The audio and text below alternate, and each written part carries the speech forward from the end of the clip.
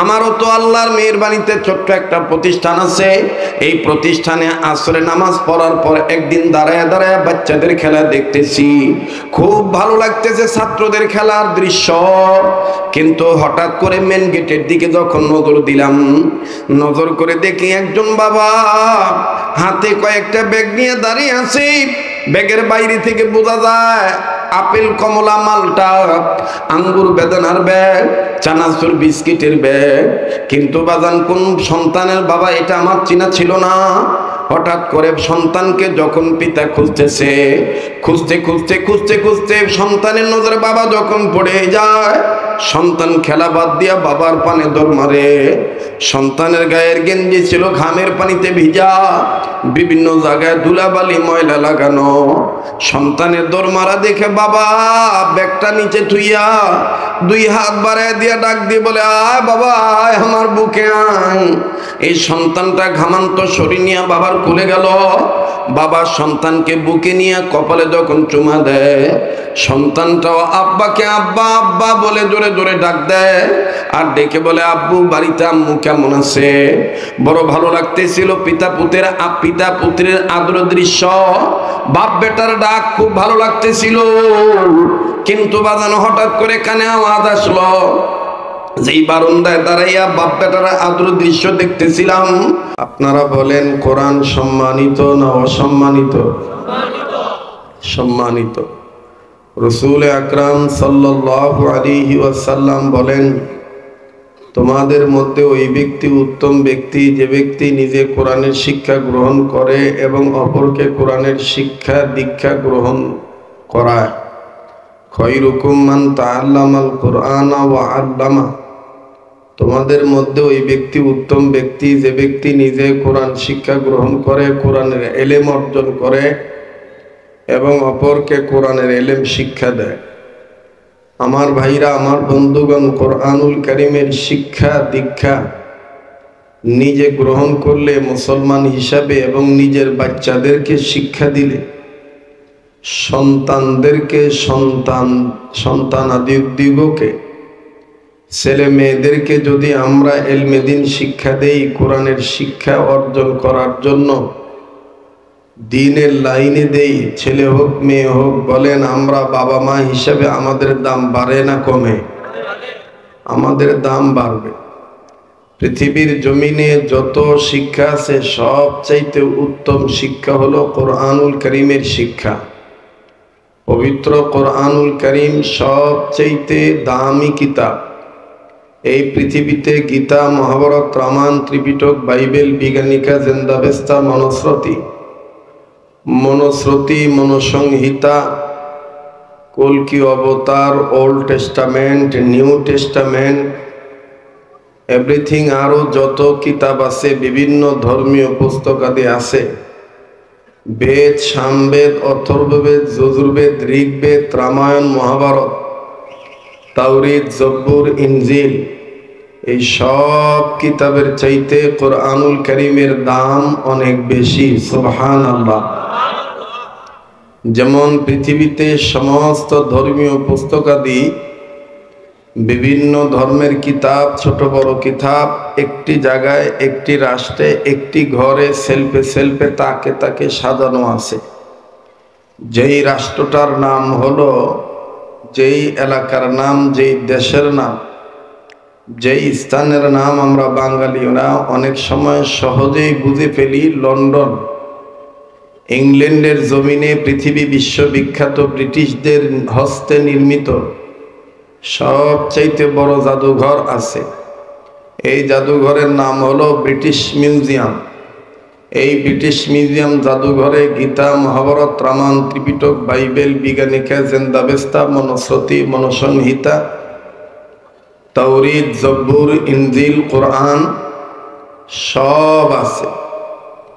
সবচাইতে মজার বিষয় হলো, আশ্চর্যজনক বিষয় হলো, বারাকার বিষয় হলো যে কোনো মানুষ যদি পৃথিবীর কোনো দিক দিগন্ত থেকে, কোনো মানুষ যদি পৃথিবীর কোনো রাষ্ট্র থেকে, চাই মুসলিম হোক অথবা নন মুসলিম হোক, চাই তার অজু থাক বা না থাক, সে কালো হোক, দলা হোক, লম্বা হোক, বেটে হোক, চিকন হোক, অথবা মোটা হোক, মানুষের ব্যাপারে কোনো শ্রেণীবিন্যাস নাই।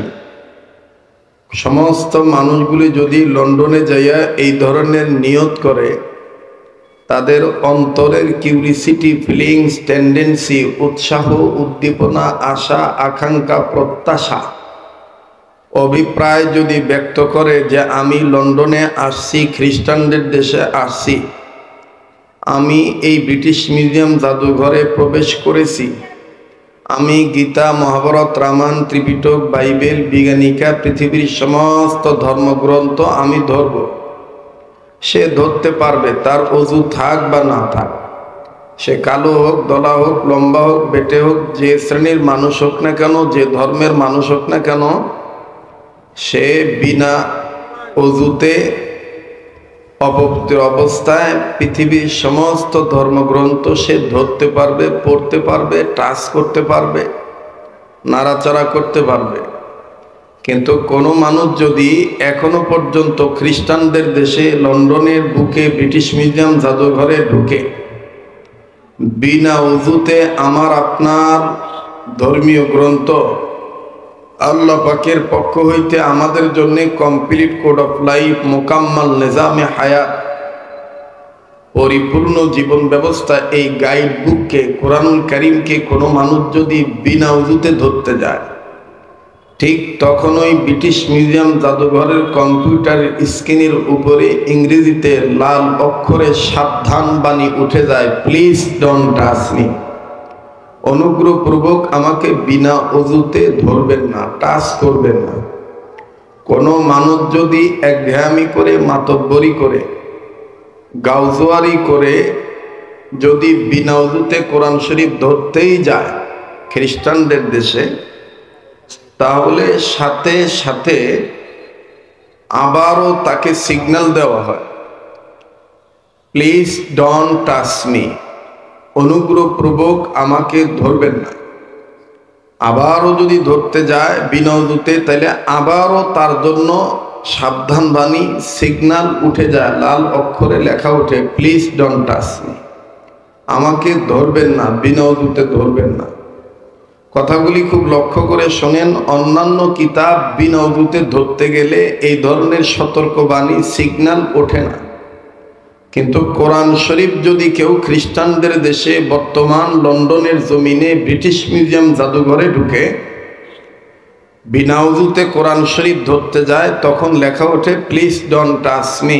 যদি এই বাধা, এই প্রতিবন্ধকতা, এই সিগন্যাল কেউ যদি অমান্য করে, সাথে সাথে এই ব্যক্তিটার বিরুদ্ধে মামলা হয়ে যায়। এই ব্যক্তিটার বিরুদ্ধে মামলা হয়ে যায়। কেন? কোরআন শরীফ সবচেয়ে দামি কিতাব, সুবহানাল্লাহ। এমন দামি কিতাব এই কোরআনুল কারীম আল্লাহ পাক পাহাড়ের উপরে নাজিল করতে চাইছেন, পাহাড় অস্বীকার করছেন। এই কোরআনুল কারীম আল্লাহ নদ নদীর উপরে, সাগরের উপরে আল্লাহ নাজিল করতে চাইছেন। পাহাড়, পর্বত, নদ নদী, সাগর, মহাসাগর সবাই অস্বীকার করছে। শুধুমাত্র, কেবলমাত্র, একমাত্র আল্লাহ তাআলা, আমরা এই মানব জাতি যে আছি, এই মানুষের উপরে আল্লাহ কোরআন নাজিল করলেন, তাও মানুষদের মধ্যে সর্বাপেক্ষা সবচেয়ে মহামানব, উৎকৃষ্ট মানুষ জনাবে মুহাম্মদুর রাসূলুল্লাহ সাল্লাল্লাহু আলাইহি ওয়াসাল্লামের উপরে আল্লাহ কোরআন নাজিল করছেন। সুবহানাল্লাহ বলেন। মুহতারাম হাজিরিন, তাহলে বলেন কোরআনের দাম আছে না নাই? আবার বলেন আছে না নাই? এই কোরআনুল কারীমের শিক্ষা যদি আপনি আপনার ছেলে মেয়েকে দেওয়ার নিয়ত করেন, তাহলে বাপমা হিসাবে এই ইলমে দ্বীন শিক্ষা দেওয়ার নিয়ত করেছেন সন্তানদেরকে। এই নিয়তের বরকতে বাবা মার দামও আল্লাহ বাড়ায় দেয়। যেমন হাদিসে পাকে আছে, এখন যারা আপনারা ওয়াজ শুনতেছেন, এলেম তলব করতেছেন, এলেম হাসিলের উদ্দেশ্যে আসছেন, আপনাদের জন্য সমুদ্রের মাছ পর্যন্ত দোয়া করতেছে, গাছের পাতা পর্যন্ত দোয়া করতেছে।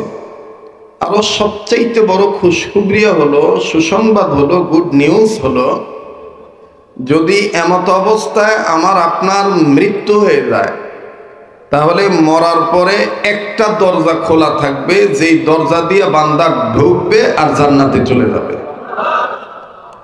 ইলমে দ্বীন হাসিলের উদ্দেশ্যে যারা বের হবে তাদের দাম এত বেশি।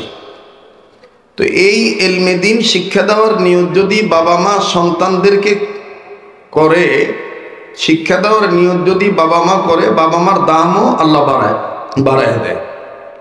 কিভাবে আল্লাহ বাবা মার দাম বাড়ায় দেয়? আপনারা জানেন যে পৃথিবীতে বিশ্বনবী মুহাম্মদ সাল্লাল্লাহু আলাইহি ওয়াসাল্লামের উপরে ১৫০০ বছর আগে যে কোরআনুল কারীম নাজিল হয়েছে, এই কোরআনুল কারীম কিয়ামত পর্যন্ত দামি হিসেবেই থাকবে। কথা বলেন ঠিক কিনা? এই কোরআনুল কারীমের পরপরই আমার আপনার কাছে, আমার আপনার জ্ঞান অনুযায়ী, উম্মতের উলামায়ে কেরামদের কথা অনুযায়ী আমরা মুসলিম হিসাবে জানি, মানি, বিশ্বাস করি যে কোরআনুল কারীমের পরপরই আরেকটা কিতাব আছে, সবচাইতে দামি কিতাব, সহিহুল বুখারী। বুখারী শরীফের দাম আছে না নাই? বলেন আছে না নাই? কোরআনুল কারীম যতদিন থাকবে, বুখারী শরীফও ততদিন থাকবে। কোরআনুল কারীমের পারার সংখ্যা ৩০ পারা, বুখারী শরীফের পারার সংখ্যাও ৩০ পারা। আপনারা কি আমার কথা বুঝতেছেন? তাহলে একটু হা না জবাব দিবেন। বলেন কোরআনুল কারীমের পারার সংখ্যা কত পারা? বুখারী শরীফের ৩০ পারা। এই বুখারী শরীফ যিনি লিখেছেন, সহিহুল বুখারী শরীফ যিনি লিখেছেন, তিনার নাম ইমাম বুখারী রহমতুল্লাহি আলাইহি। ইমাম বুখারী রহমতুল্লাহি আলাইহি জন্ম যেই মাসে, আমার নবীর জন্ম ওই মাসে। আমার নবী যেই বারে ইন্তেকাল করছেন, ওই বারেই ইমাম বুখারী ইন্তেকাল করছেন। আমার নবীর চেহারা যেরকম সুন্দর ছিল, ইমাম বুখারীর চেহারাও আল্লাহ এরকম সুন্দর করে দিয়েছিলেন। নবীজির রঙের সাথে ইমাম বুখারীর চেহারার রঙের মিল ছিল। ইমাম বুখারী রহমতুল্লাহি আলাইহির নামের সাথে আমার নবীর নাম যেমন আহমদ আছে, মুহাম্মদ আছে, ইমাম বুখারীর নামের সাথেও কিন্তু মুহাম্মদ আছে। আমার বন্ধুগণ, আমার ভাইরা, এই ইমাম বুখারী রহমতুল্লাহি আলাইহি এখনো দুনিয়ার জমিনে আসেন নাই। ওনার মায়ের গর্ভে উনি রয়ে গেছেন। মা জননীর বাচ্চা পেটে গর্ভধারণের বয়স চলতেছিল ৭ কি ৮ মাস। বলেন কত মাস? ৭ কি ৮ মাস।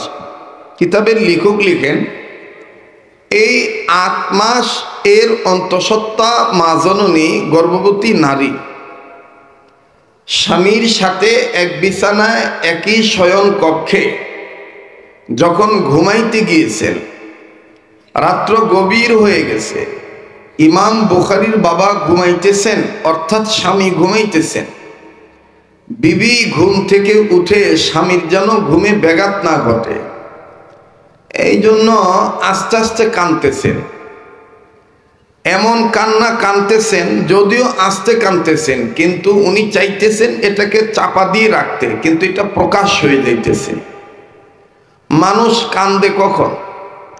মানুষ এক তো বেশি খুশি হলে কেঁদে দেয়, আর না হইলে মানুষ বেশি মর্মাহত, ব্যথায় ব্যথিত হইলে কান্দে। কথা বলেন ঠিক কিনা? মানুষ খুশিতেও কান্দে, দুঃখিতেও কাঁদে।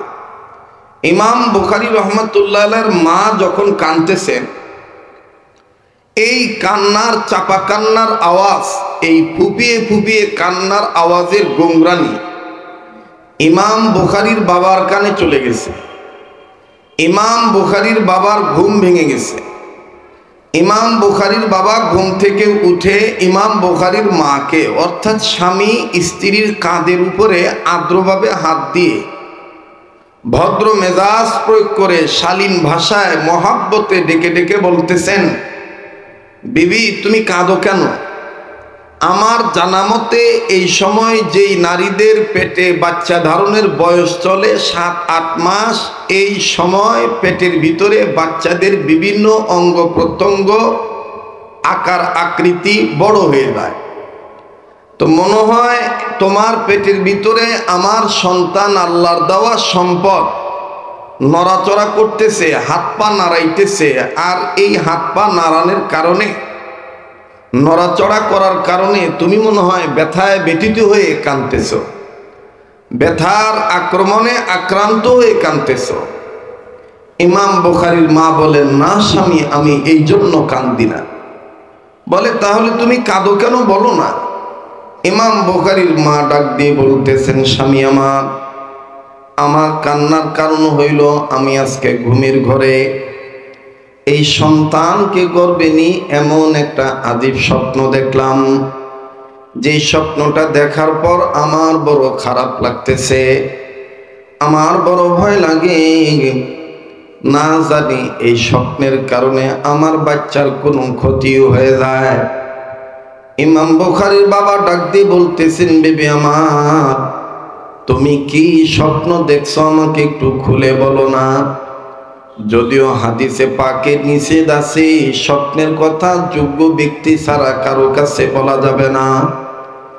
ইমাম বুখারীর মা ডাক দিয়ে বলতেছেন, স্বামী গো, আমি স্বপ্নের মধ্যে নজর করে দেখতে পাইলাম, আমি খাবে দেখলাম আমার গর্ভের পেটটা বারবার উঁচু হইয়া যায়, একটা বারের জন্য আমার গর্ভের পেটটা নিচে নামে না, এই গর্ভের পেটটা এমন উঁচু হয়ে যায়, এমন উঁচু হয়ে গেছে, আর কখনো কোনো সময়ের জন্য নিচে নামে না।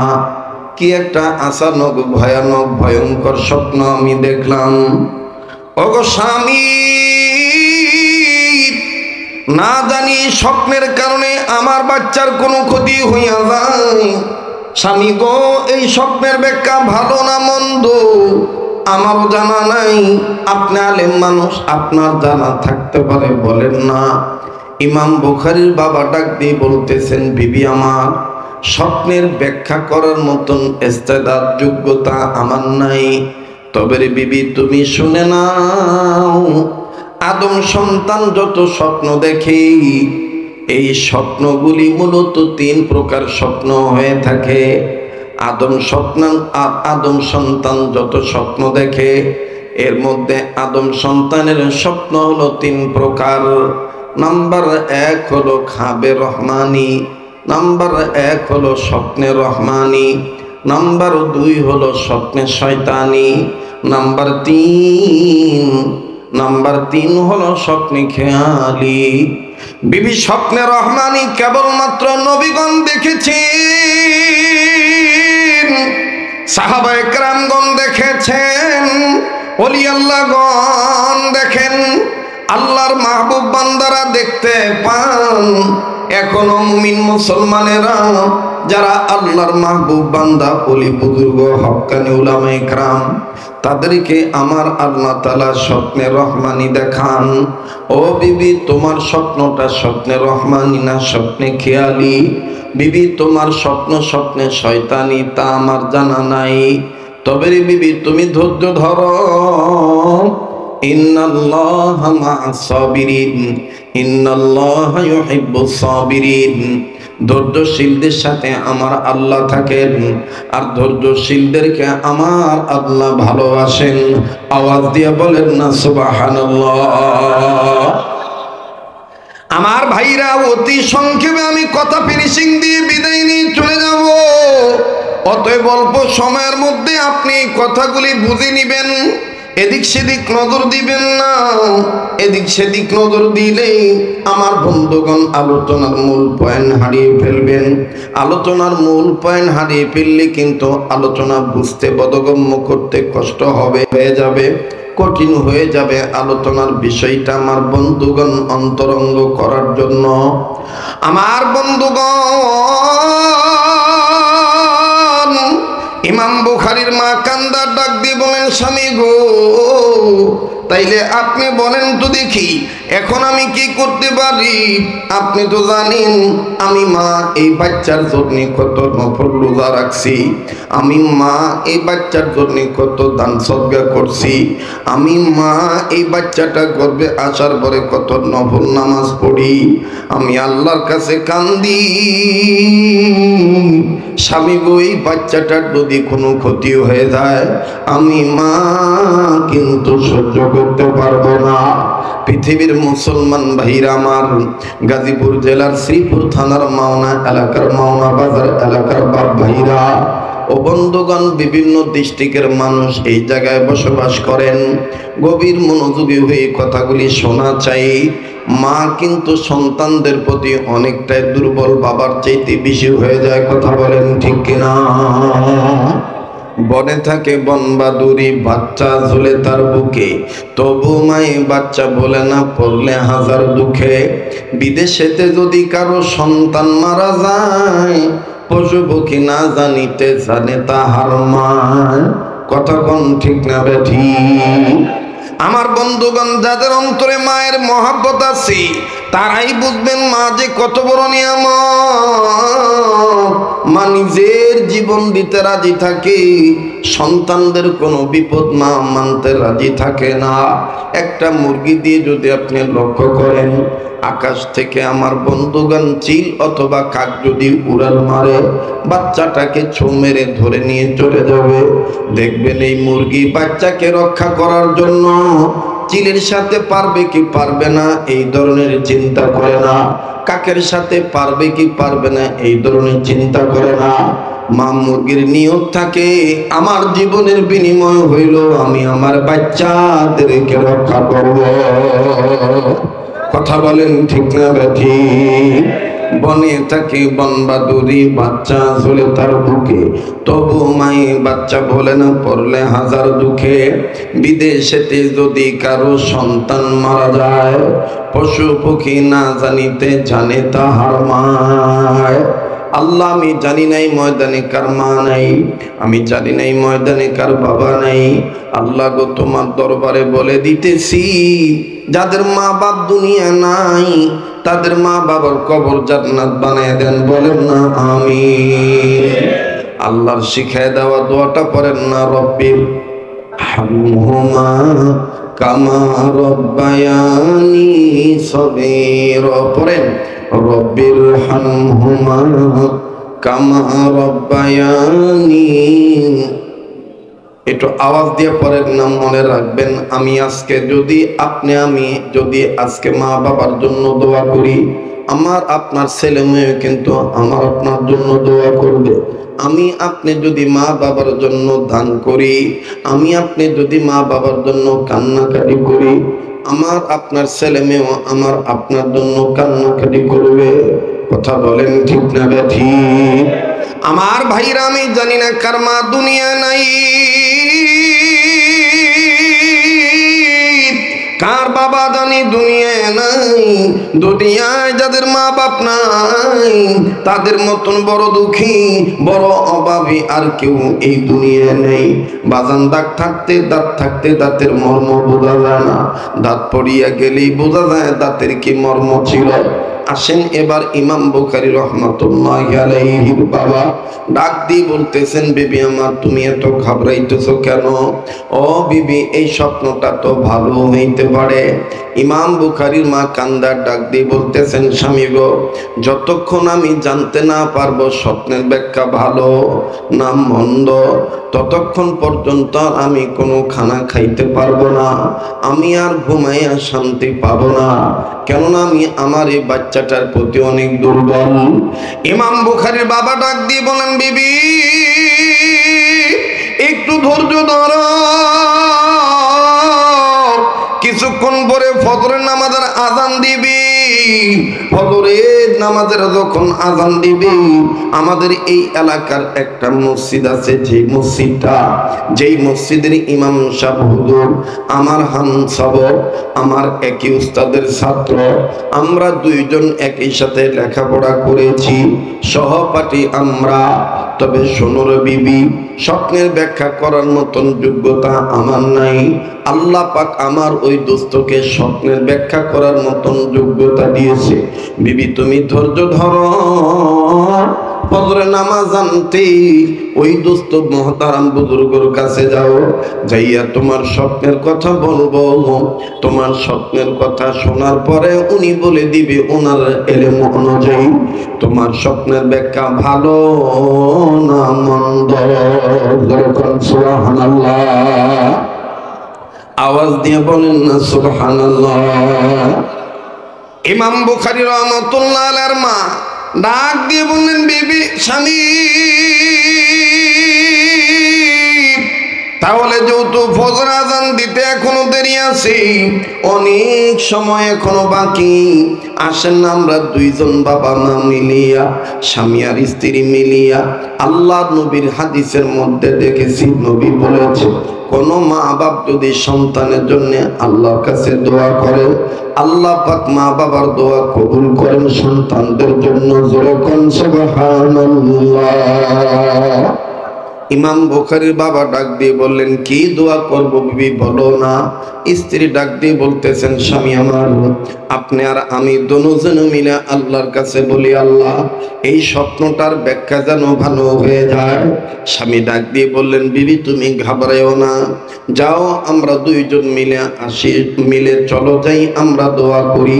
কিতাবে লিখি ইমাম বুখারীর বাবা ইমাম বুখারীর মায়ের গর্ভের পেটের উপরে হাত রাখলেন, আর আমার বন্ধুগণ স্ত্রীর হাতের সাথে হাত মিলাইয়া খোদাই পেয়ালা বানাইয়া ভিক্ষুক সেজে আল্লাহর দরবারে বললেন, আল্লাহ এই সন্তান ছেলে দিবা না মেয়ে দিবা জানা নেই, মাবুদ গো তোমার দরবারে বলি আমাদের এই বাচ্চাটা যেন সুসন্তান হয়, আমাদের এই বাচ্চাটা যেন নেককার সন্তান হয়।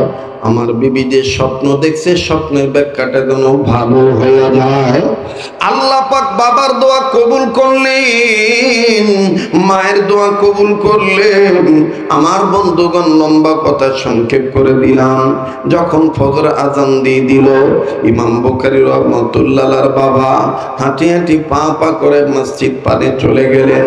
মসজিদের নামাজ আনতেন, নামাজ যখন শেষ হয়ে গেল, ইমাম বুখারীর বাবা ওই দোস্ত মুহতারাম মুসাল্লাম বুজুর্গ ওলামায়ে কেরামের কাছে যাইয়া সালাম দিয়ে ডাক দিয়ে বলতেছেন, দোস্ত মুহতারাম বুজুর্গ, তুমি যেই উস্তাদের ছাত্র আমিও সেই উস্তাদের ছাত্র।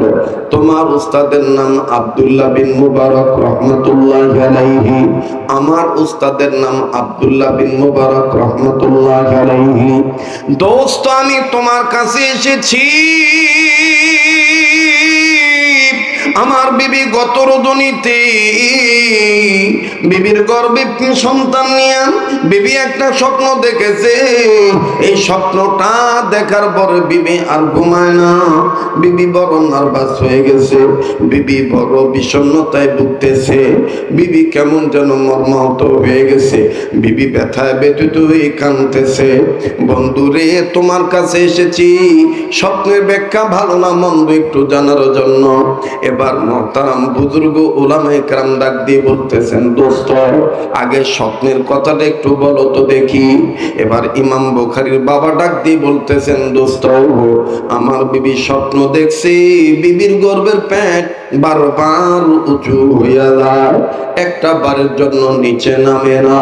এখন বলো তো দোস্ত স্বপ্নের ব্যাখ্যা ভালো না মন্দ? এবার মুহতারাম বুজুর্গ উলামায়ে কেরাম ডাক দিয়ে বলতেছেন, ও আল্লাহর বান্দা আমার দোস্ত, আমি স্বপ্নের ব্যাখ্যা পরে বলবো, তুমি আমার একটু কাছে আসো। ইমাম বুখারীর বাবাকে সামনে ডাকা হলো। আমার ভাইরা, ওই আল্লাহর ওলি ইমাম বুখারীর বাবাকে স্বপ্নের ব্যাখ্যা না বলিয়া ইমাম বুখারীর বাবার কপালে ছোট্ট করে একটা চুমা দিয়ে দিনি, আর ডাইন হাত বের করে দিয়ে বলতেছেন, দোস্ত স্বপ্নের ব্যাখ্যা আমি পরে বলছি, বলবো, আগে আমার হাত ধরে ওয়াদা করো, আল্লাহ যদি তোমার হাসরের ময়দানে জান্নাত দিয়া দেয়, তুমি আমারে তুইয়া জান্নাতে যাইবা না। বাজান যাদের দিলে কোরআনের মহব্বত আছে আওয়াজ দিয়া বলেন না সুবহানাল্লাহ। ইমাম বুখারী রাহমাতুল্লাহ আলাইহির বাবা ডাক দিয়ে বলতেছেন, দোস্ত স্বপ্নের ব্যাখ্যা না বলিয়া তুমি আমারে তোমাকে জান্নাতে নিয়ে যাওয়ার প্রমিস বলতেছো, বুঝলাম না। জান্নাতে নিয়ে যাওয়ার ওয়াদা চাইতেছো, শপথ চাইতেছো, বুঝলাম না, একটু খুলে বলো না। মোহতারাম বুজুর্গ ডাক দিয়ে বলতেছেন, ওগো আমার ভাই, হামসবক সাথী ভাই, তোমার কপালে ইতিপূর্বে আমি নূর দেখেছি, কিন্তু আজকের মতন এত নূর আমি চমকাইতে দেখি না। আওয়াজ দিয়ে বলেন না সুবহানাল্লাহ। ত্রিভুবনের প্রিয় মুহাম্মদ এলো রে দুনিয়ায়, আয়ের সাগর আকাশ বাতাস দেখবি যদি। বলতে পারেন না নাকি? এইগুলো গাইলে কি গুনাহ হবে? গুনাহ হবে? কেউ ধরে নিয়ে যাবে? তো বলেন না, আয়ের সাগর আকাশ বাতাস। যুবক ভাইরা জবান খুলেন, বলেন আয়ের সাগর আকাশ বাতাস। এই কথাটাই উর্দুতে পাকিস্তানের একজন শিল্পী বলছেন, तेरे नौसरे पाक में है बच्चा बच्चा नूर का, तू है आईने नूर तेरा सब घराना नूर का। मरहबा कौन? तेरे नौसरे पाक में है बच्चा बच्चा नूर का, तू है आईने नूर तेरा सब घराना नूर का। नूर वाला आया है, नूर लेकर आया है, छाते यारों में ये देखो कैसा नूर छाया है। माशाअल्लाह बोले, মারহাবা বলেন। আয়ের সাগর আকাশ বাতাস। আর আল্লাহ পাক বলে দিয়েছেন, কদ জাআকুম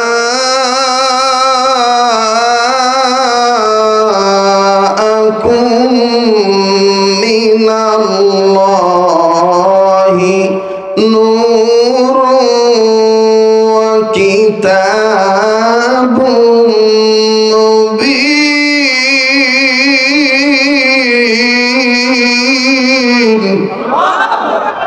এই কথাটা কার? বলেন না কার? এটাই কাজী নজরুল ইসলাম। কাজী নজরুল ইসলাম সব লাইনের কবি ছিলেন।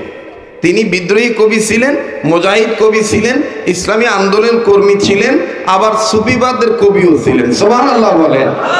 আবার নবীর আশিকও ছিলেন। কথা বলেন ঠিক কিনা?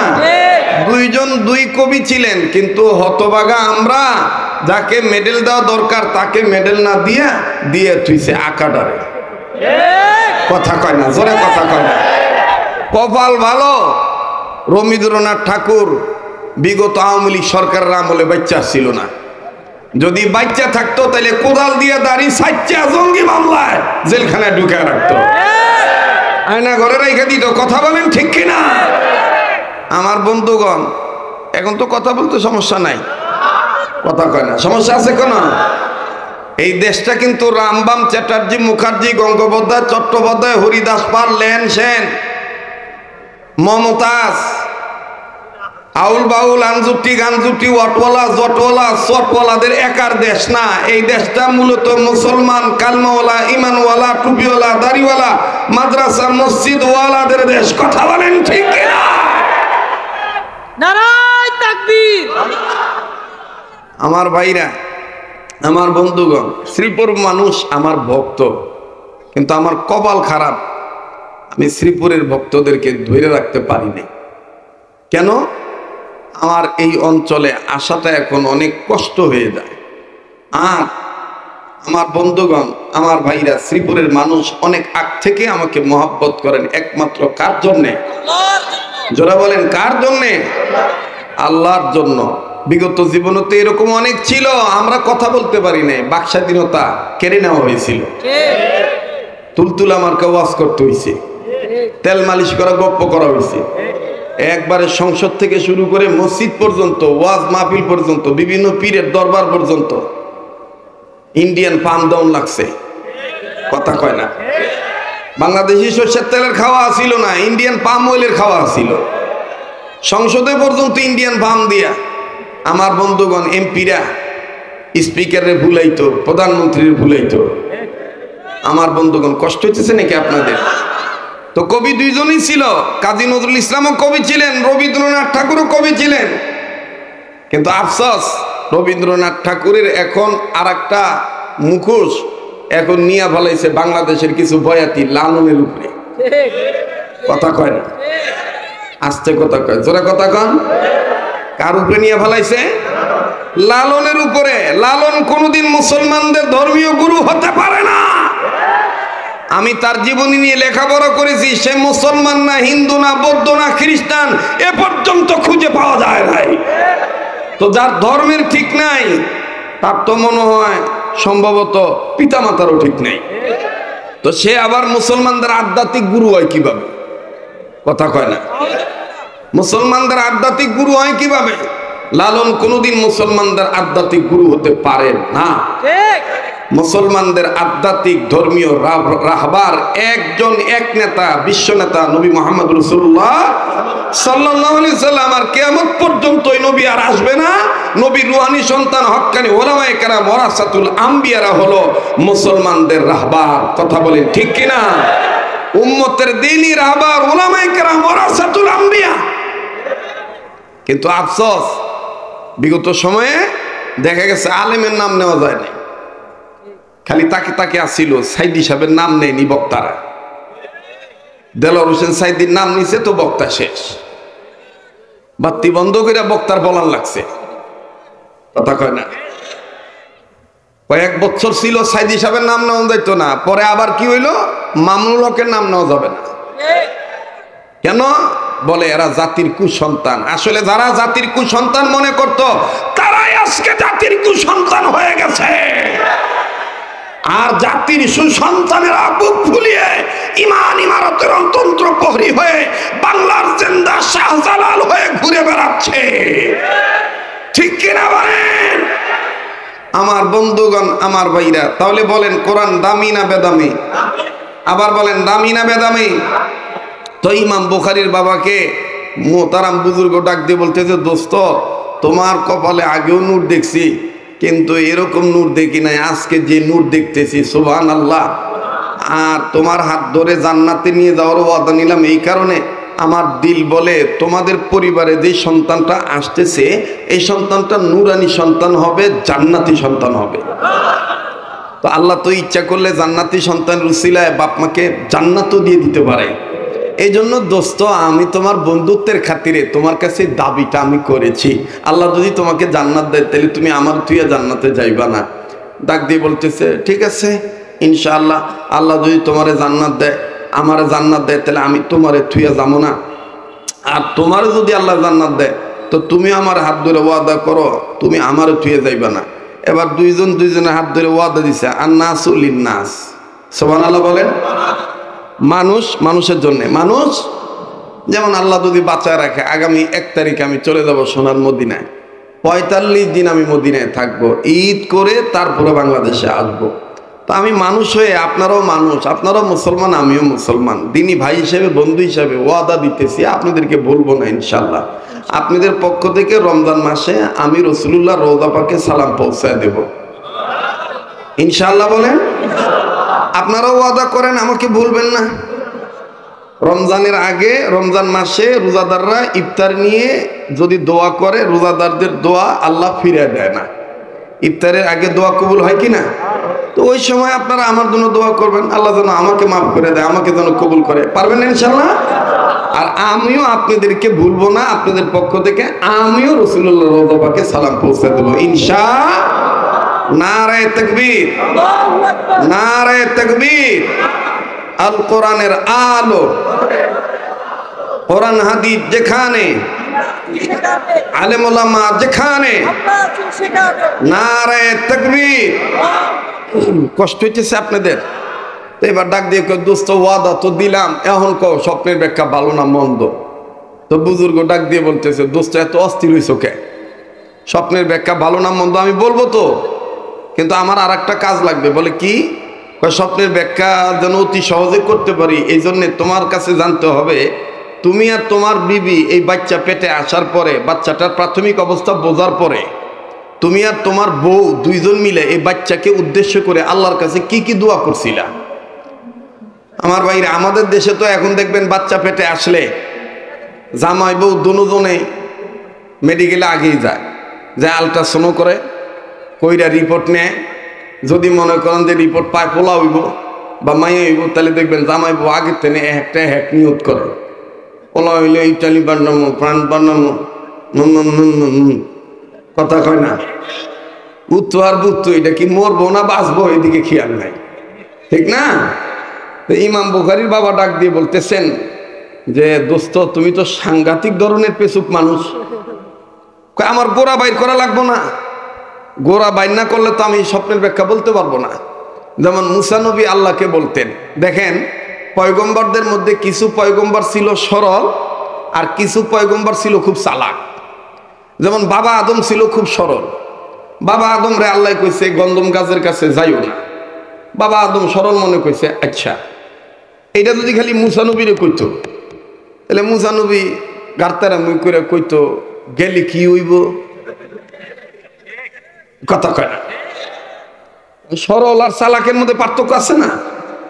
মুসা নবীরে আল্লাহ যদি কইতো তুমি গন্ধম গাছের কাছে যাইও না, তখন মুসা নবী কইতো গেলে কি হইব?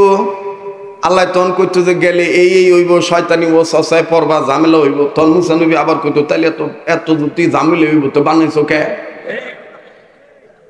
মুসা নবী দিয়া কথা কয় না? আমার বন্ধুগণ, আমার ভাইরা, তো আল্লাহু আকবার। কষ্ট কি বারান্দায় আমার থেকে কয়েক গজ দূরে 11-12 বছরের একটা সন্তান, ওই বাবার আদর করা দেখে এই ছেলের আব্বু ডাক শুনে আমার বন্ধুগণ এই ছেলেটা নিজে নিজে কান্দে আর ডেকে ডেকে বলে, আল্লাহ, আমার আব্বু নাই, আমার আব্বু থাকলে আমার আব্বু আমার জন্য এরকম চানাচুর বিস্কিটের প্যাকেট নিয়ে আসতো। ছেলেটার কাছে যে ডাক দিয়ে বললাম, বাবা তুমি কান্দো কেন, তোমার কি বাবা নাই? ছেলেটা ডাক দিয়ে বলে, হুজুর আপনি হয়তো বা জানেন না, আমার আব্বা ছিল 2 মাস আগে আমার আব্বা রোড অ্যাক্সিডেন্টে মারা গেছে, তাইলে আজকে তুমি কেন কান্দো? ডাক দিয়ে বলে, হুজুর এই ভাইয়ার আব্বার আদর দেখে আমার আব্বার কথা মনে হয়ে গেছে।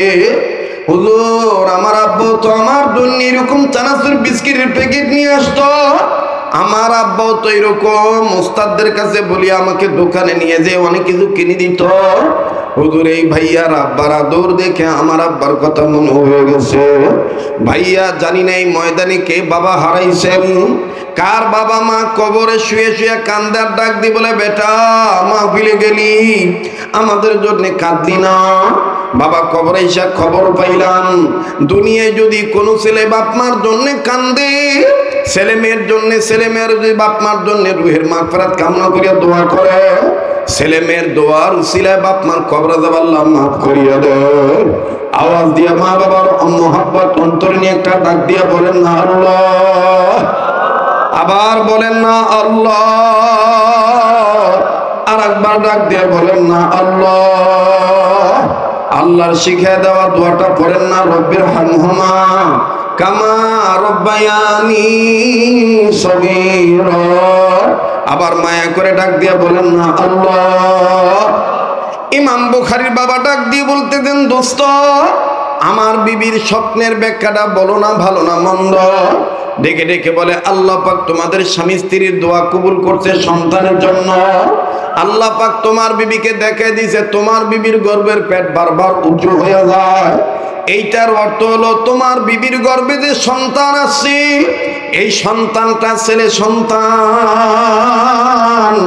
আমার বন্ধুগণ দেখেন কি বলে, আমার ভাইরা নিজেই ইমাম বুখারীর বাবা নিজেই দাঁড়ায় তাকবীর দিবে, কারণ তিনি মুসাল্লাম বুজুর্গ, তার স্বপ্নের ব্যাখ্যা ভুল হয় না। আমার বন্ধুগণ আমি বলবো, তবে আপনাদের কাছে আমার বন্ধুগণ ছোট্ট একটা আবদার করব, আগামী কয়েকদিন পর যেহেতু আল্লাহ বাঁচায় রাখলে ইনশাআল্লাহ মদিনায় যাব, যেই হাতটা বারবার কাবা ধরে, যেই হাতটা আল্লাহওয়ালাদের হাতের সাথে লাগানো, আমার বন্ধুগণ এই হাত উঠাই আপনাদের জন্য দোয়া করব। একটা আবদার করব আপনাদের কাছে, পারলে দিবেন, না পারলে না দিবেন। এই মাদ্রাসাটা মহিলা মাদ্রাসা। আমার বন্ধুগণ, এই মাদ্রাসার শিক্ষা, কোরআনের শিক্ষা দেওয়া হয় কি হয় না? এই কোরআনের শিক্ষার পক্ষে আমার আপনার থাকা দরকার আছে না নাই? আমার বন্ধুগণ, আমার ভাইরা, পারলে দিবেন, না পারলে না দিবেন। কিন্তু মাওনা এলাকার মানুষের দিল, অন্তর, ধর্মপ্রিয় অন্তর, ওলামায়ে কেরাম প্রেমিক। এই জন্য আবদারটা আপনাদের কাছে করতেছি। আল্লাহ পাকের কোরআনুল কারীম সবচাইতে দামি কোরআন। এই কোরআনুল কারীমের পারার সংখ্যা 30 পারা। এই 30 পারা কোরআনকে মহাব্বত করে এখানে যে কয়জনে বাজান আমার বাপ ভাই আছেন, আমার বন্ধুগণ আছেন, মায়ের দরদি সন্তান হইয়া, বাপ মার দরদের সন্তান হইয়া, এই মদিনার প্রেমিকের হাতে, মদিনাওয়ালার প্রেমিকের হাতে হাত লাগাইয়া আসেননি, এক পারা কোরআনকে ভালোবেসে 1000 টাকা এই মাদ্রাসার পক্ষে আপনি দিবেন। হুজুর, আমি কোরআনের শিক্ষার পক্ষে আপনার হাতে দিলাম, আপনি আমার জন্য দোয়া করবেন। কত টাকা পয়সা কত জায়গায় নষ্ট হয়ে যায়। এখানে এমন অনেক বাজান আছেন, বন্ধু আছেন, ভাই আছেন, ব্যবসায়ী আছেন, চাকরিজীবী আছেন। 5,000, 10,000, 20,000 টাকা আপনার অনেকে নগদ বাকি দিয়ে দিতে পারেন। আপনাদের সামর্থ্য আল্লাহ দিয়েছেন, আপনারা পারবেন দিতে। কিন্তু আমি ওই রকম হাটভাবে আপনাদের কাছে চাই নেই। শুধুমাত্র কোরআন যেহেতু দামি কিতাব, এই কোরআন কারীম হাসরের ময়দানে আমার আপনার ব্যাপারে সুপারিশ করার অধিকার রাখবে। এই কোরআনের সুপারিশে আমি আপনি জান্নাতে যেতে চাই। আগামী রমজান আসতেছে, রমজান মাস কোরআন নাজিলের মাস। এই শাবানের চাঁদে এমন কোন বাজান আছেন, হুজুর আমি এক পারা কোরআনকে মহব্বত করে আপনার হাতে 1000 টাকা নগদ দিলাম। আপনার কাছে থাকলে আমার দাবি আছে, না থাকলে দাবি নাই। আমার বন্ধুগণ, আমার ভাইরা, কত টাকা পয়সা কত নষ্ট হয়ে যায়। আসেননি এমন কোন বন্ধু, হুজুর আমি এক পারা কোরআনকে মহব্বত করে আপনার হাতে 1000 টাকা দিয়ে দিলাম। আল্লাহ পাক একটু আসেন বন্ধু, এই পাগলের হাতে টাকা দিলে ঠকবেন না বাজার। একটা নিয়ত করে দিবেন, কার মা বাপ যেন দুনিয়া নাই, কার মা বাপ যেন কঠিন অসুস্থ। আমার বন্ধুগণ, কার জানি ব্যবসা বাণিজ্যে বরকত হয় না, কার জানি কঠিন রোগ দূর হয় না। আমার ভাইরা একটা নিয়ত করে দান করবেন। এক পারা কোরআনকে ভালোবেসে 1000 টাকা আপনি দিবেন বন্ধু। এখানে যত ভাই আমার আছেন, একটু হিম্মত করলে, নিয়ত করলেই রব্বে কাবা সহজ করে দিবেন ইনশাআল্লাহ। আল্লাহ আমার একজন মহাব্বতের ভাই, মা বাবার দরদি সন্তান হইয়া এক পারা কোরআন শরীফকে মহাব্বত করে 1000 টাকার নগদ। আয় আল্লাহ, আপনার আর একজন বান্দা মা বাবার দরদি সন্তান হইয়া 1000 টাকার নগদ। মালিক আপনি মঞ্জুরি দিয়ে দেন, দানের খবর মদিনে পৌঁছে দেন। ও দোকানদার, ও ব্যবসায়ী, ও চাকরিজীবী, ও প্রবাসী সন্তানের পিতা, ও প্রবাসী পিতার সন্তানেরা, এই নাম লাগবে না, নগদের কিসের নাম এটি বইব না। এটি মনে করেন যে ওই দেখ বাড়াইছে, তো দেখ বাড়াইয়া মনে করেন আটকা পড়ে গেছে। থামেন, বসেন বসেন বসেন। যে যে অবস্থা আছে একটু মনোযোগে যেন আঘাত না হয়। বসলে বসুক, না বসলে না বসুক, কথা কয় না। আল্লাহ যাদেরকে কবুল করবো তারাই তো বলবার পারবো, ঠিক কিনা? তো মুসা নবী আল্লাহর একদিন জিজ্ঞেস করতেছে, আল্লাহ আমার দিক তাকান ভাই। কথা কইল ওদিক তাকায় না। তা এটা কি ওয়াজ হইতেছে? ওই যে আরেকটা যে মাইকের আওয়াজ হইতেছে, অগো ওয়াজ হইতেছে না? ভালো, এদিক তাকান। তো মুসা নবী একদিন আল্লাহর কইতেছে, আল্লাহ তুমি যদি মুসা হইতা, আমি যদি আল্লাহ হইতাম, তাহলে তুমি আমার কাছে কি চাইতা? আল্লাহ কয়, হ্যাঁ মুসা, তুই কোনোদিন আল্লাহ হইতে পারবি না। মুসা নবী কয়, আপনিও কোনোদিন মুসা হইতে পারবেন না। হ্যাঁ মুসা, তুই কোনোদিন আল্লাহ হইতে পারবি না। মুসা নবী কয়, আপনিও কোনোদিন মুসা হইতে পারবেন না। তা আল্লাহ কইতেছে যে জিগায় এই কথা কই লেখে, কয় খোসা না দিলে তো কথা কব না, এই লেগে খোসা দিলাম। আচ্ছা কও, আল্লাহ তুমি যদি মুসা হইতা, আমি যদি আল্লাহ হইতাম, তাহলে তুমি মুসা হইয়া বান্দা হইয়া আমার কাছে কি চাইতা? আল্লাহ তখন ডাক দিয়ে কয়, আমি তোমার কাছে চাইতাম সুস্থ হায়াত। সুবহানাল্লাহ। কথা শেষ না ভাই? কথা শেষ তো? এরপরে দেন মুসা নবী কি পেছেন নবী, ডাক দিয়ে কয় আচ্ছা আল্লাহ সুস্থ থাকবার গেল তো ভালো খাওন লাগবো তাই না? আল্লাহ কহ কয় তাহলে তুমি আমার কাছে ভালো খাওনটা কোন খাওনটা খাইবার সেইটা? আল্লাহ কয় মুসা আমি খাই না তো। আমি জানি তো, আমি জানি তো। তারপরে জিগাইলি কে? কয় যে খোসা দিলাম। খোসা না দিলে কথা হয় না। তা আল্লাহ ডাক দিয়ে কয় যদি আমি তোর কাছে খাইবার চাইতাম তাহলে দুধ চাইতাম, দুধ খাইতে চাইতাম। সুবহানাল্লাহ। কথা শেষ না ভাই? তাফসীরের কিতাবে আছে মুসা নবী অহনো কথা শেষ করে না। মুসা নবী ডাক দিয়ে কয় আচ্ছা এত খাওয়া থুইয়া দুধের দিকে তোমার নজর গেল কে? না চালাক তো, চালাক হইলে যাওয়াই আর কি। দুধের দিকে তোমার নজর গেল কে? আল্লাহ তখন ডাক দিয়ে কয় দুধের রং সাদা, আমার রং সাদা, যারা আমার মাহবুব বান্দা হইব ওলি আল্লাহ হইব তাদের দিলও থাকবো সাদা, আর সাদা দিলওয়ালারাই জান্নাত পাইব। এর লেগে আমি সাদা রঙের দুধটাই পছন্দ করছি। মুসা নবী ডাক দিয়ে কয় আল্লাহ কালা মানুষ তাহলে জান্নাতে যাব না? সুবহানাল্লাহ কইবেন না? তখন আল্লাহ বলছিলেন মুসা কালা মানুষ জান্নাতে যাইব কি যাইব না এই কথাটাই জবাবটা আমি দিলাম না, এই জবাবটা আমার নবী শেষ নবী দিয়ে দিবে।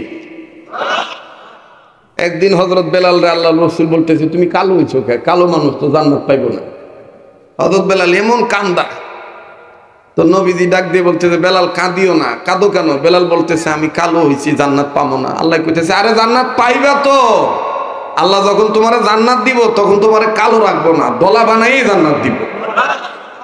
একটু জোরে কোন সুবহানাল্লাহ। এই মুসা নবী ডাক দিয়ে কয় আল্লাহ তোমার দুশমন কারা, তোমার বন্ধু কারা? আল্লাহ তখন কইছিল আমার বন্ধু হইল মাহবুব বান্দারা, ওলি আল্লাহরা, কোরআনের হামেল যারা, দ্বীনের পক্ষে যারা থাকে তারা আমার বন্ধু, যারা আমার রাস্তা দান করে তারা আমার বন্ধু। মুসা নবী কয় তোমার শত্রু কারা? কয় আমার শত্রু হইল থুরবুরা বুড়ারা, লুলালা, কানারা, নেংরারা। কথা কয় না? তো মুসা নবী তখন কইছিল আল্লাহ বুড়া কি তাহলে জান্নাত পাবো না? তোমার দুশমনরা কি জান্নাত পাইব? আল্লাহ তখন কইছিল এই উত্তরটাও আমার নবী দিব। তো বিশ্বনবী মুহাম্মদ সাল্লাল্লাহু আলাইহি সাল্লাম একদিন এক বুড়ারে কইতেছে আপনি বুড়া হইছেন কেন? বুড়ারে তো জান্নাত পাইব না।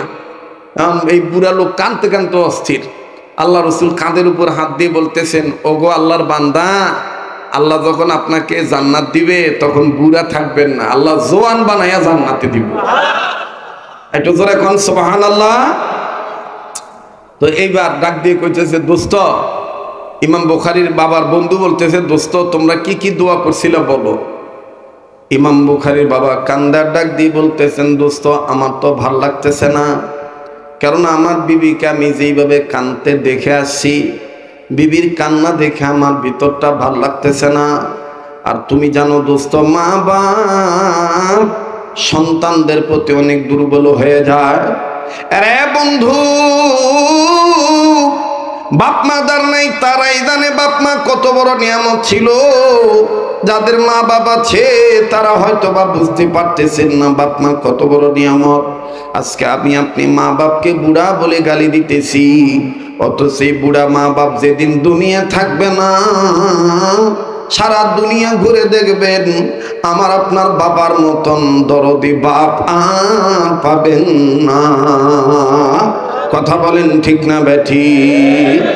এবার বাজান রে ডাক দিয়ে বলতেছেন দোস্ত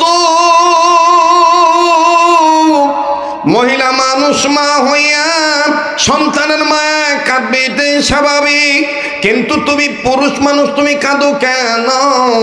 ইমাম বুখারীর বাবা কান্দার ডাক দিয়ে বলতেছেন দোস্ত আমার কান্নার কারণ হইল আমার বিবিকে আমি দেখছি আমার এই সন্তানটার জন্য বিবি অনেক সময় না খাইয়া থাকে, পেটের উপর বারবার হাত দিয়া দুরূদ শরীফ পাঠ করে।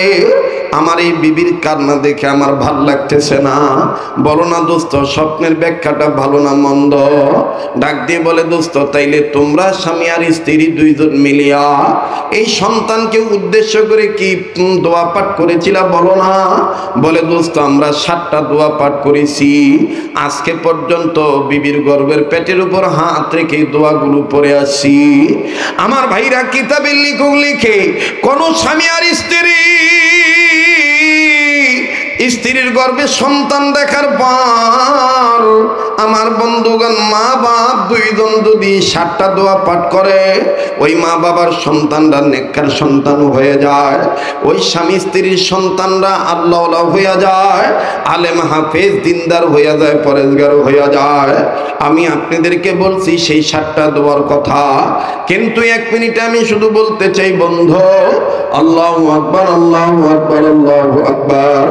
ইমাম বুখারীর বাবা কান্দে, চোখের পানি ঝর্ণার মতন ছেড়ে ছেড়ে কান্দে।